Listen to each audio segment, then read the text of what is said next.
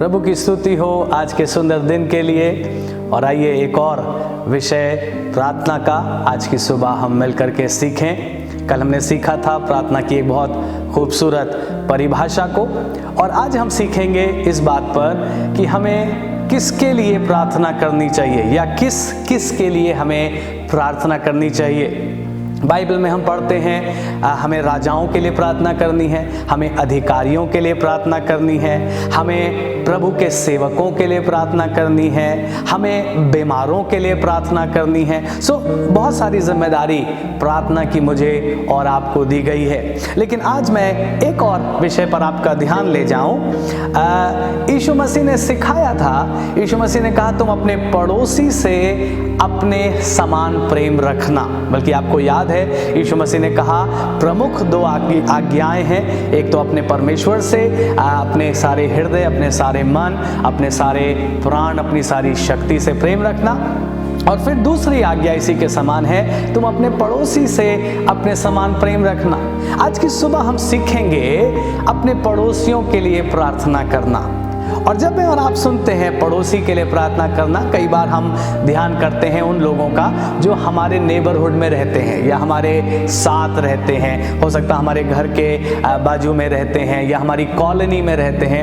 And yes, वो लोग हमारे पड़ोसी हैं। लेकिन एक बड़ी सुंदर बात मैंने सीखी थी नेबर के विषय में। इस प्रभु के सेवक ने यूं सिखाया, उन्होंने कहा सब एक नेबर कौन होता है? नेबर का मतलब है नियर वन।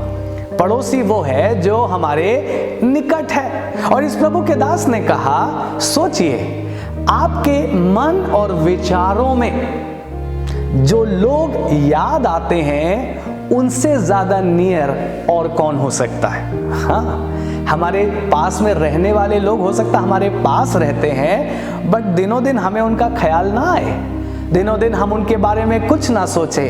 बट वहीं पर कोई व्यक्ति जो दूर रहता है, हम उसके विषय में शायद दिन में कई बार सोचते हैं। और इस प्रभु के सेवक ने यूं सिखाया, उन्होंने कहा जो सबसे नियर है हमारे, वो लोग हैं जिनका ख्याल हम करते हैं, जिनके विचार हमारे दिलों में उठते हैं। और प्रभु के लोगों, आज मैं और आप सीख रहे हैं कि हमें अपने पड़ोसी के लिए प्रार्थना करनी है। हमें हर उस व्यक्ति के लिए प्रार्थना करनी है जो हमारे दिलों में, हमारे मनों में जिनके विचार आते हैं। लेकिन एक बहुत गंभीर बात जो मैं और आप सब जिससे गुजरते हैं, कई बार बहुत से लोगों का विचार हमको आता है, लेकिन बजाय हम उनसे प्रेम करें, बजाय हम अपने दिलों में उनके लिए प्रार्थना करें, हम कई बार उसके विपरीत करते हैं और हम कई बार उनका न्याय करते हैं। हम उनके बारे में सोचते हैं और फिर हम दिल ही दिल में उनके विषय में जजमेंट पास करते हैं। हम कहते हैं ओह ये व्यक्ति ऐसा है, फिर हम किसी और के बारे में सोचते हैं ओह ये व्यक्ति ऐसा है।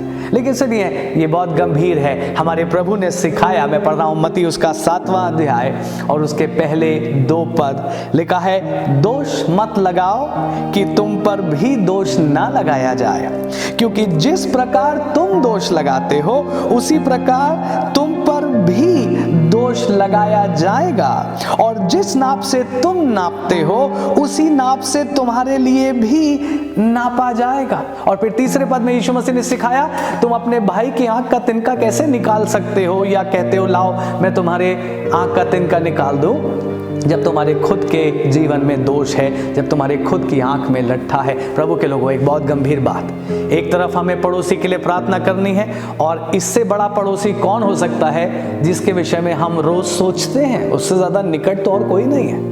और फिर दूसरी तरफ हम प्रार्थना नहीं कर रहे हैं, बल्कि उस व्यक्ति के विषय में शायद हमारे विचार बहुत निम्न स्तर के हैं, शायद हमारे विचार बहुत लो स्टैंडर्ड हैं, और कई बार हम व्यक्तियों का नाम रख देते हैं। आपको याद है यूसुफ के भाइयों ने उसका नाम रख दिया था, देखो स्वप्न देखने वाला आ रहा। कई बार मैं और आप ऐसी गलतियों को करते हैं। प्रभु के लोगों, हमें तो प्रार्थना करनी है अपने पड़ोसियों के लिए, हमें तो प्रार्थना करनी है हर उस व्यक्ति के लिए जिसका विचार हमारे दिल में आता है, लेकिन हम उसके विपरीत उनका न्याय करते हैं या हम उनके नाम रख देते हैं। और थोड़ा सोच कर देखिए, प्रभु मुझसे और आपसे क्या कहता है? प्रभु कह रहा है जैसा न्याय तुम दूसरों का कर रहे हो वैसा ही न्याय तुम्हारा किया जाएगा। Is that okay? क्या मैं और आप प्रभु के सामने आज दिलेरी से कह सकते हैं, हाँ ठीक है प्रभु, जैसा मैं दूसरों का न्याय करता हूं, जिस पैमाने पर मैं दूसरों को जज करता हूं, आप वही पैमाना मेरे लिए यूज कर लीजिएगा? आई डोंट थिंक सो कि हम में से कोई भी शायद ऐसी हिम्मत कर पाए। सो इसका मतलब मुझे और आपको कहीं ना कहीं सीखने की और सुधार करने की जरूरत है। मुझे भी है, आपको भी शायद है। प्रभु के लोगों, आज प्रभु से हम क्षमा भी मांगे और प्रभु से अनुग्रह भी मांगे। प्रभु आपने कहा अपने पड़ोसी से प्रेम करो, और आज से मैं अपने पड़ोसियों के लिए, खास तौर से उन पड़ोसियों के लिए जिनके विचार मेरे मन में उठते हैं, दिन और रात उठते हैं, आज से मैं उनके लिए प्रार्थना करूंगा। पवित्र आत्मा मुझे ताकत दीजिए, मैं अपने पड़ोसियों के लिए प्रार्थना कर पाऊं। आइए क्यों ना हम प्रार्थना करें आज और मिलकर प्रभु से ये ताकत मांगे। मैं और आप अपनी ताकत में शायद नहीं कर पाएंगे, या कुछ समय हम करेंगे और फिर हम पुराने पैटर्न में लौट जाएंगे, बट जब प्रभु हमारी मदद करेगा तो हम जरूर इसको कर पाएंगे। आइए मिलकर के प्रार्थना करें और प्रभु से ग्रेस मांगे। यीशु मसीह, हम आपको धन्यवाद देते हैं, आपने अपने वचन को स्पष्ट रूप से हम सब के लिए दिया है, पहुंचाया है। प्रभु आपने हमसे कहा है अपने पड़ोसियों से प्रेम रखो, आपने कहा है किसी पर दोष मत लगाओ, किसी का न्याय मत करो, क्योंकि वैसा ही न्याय तुम्हारा भी किया जाएगा।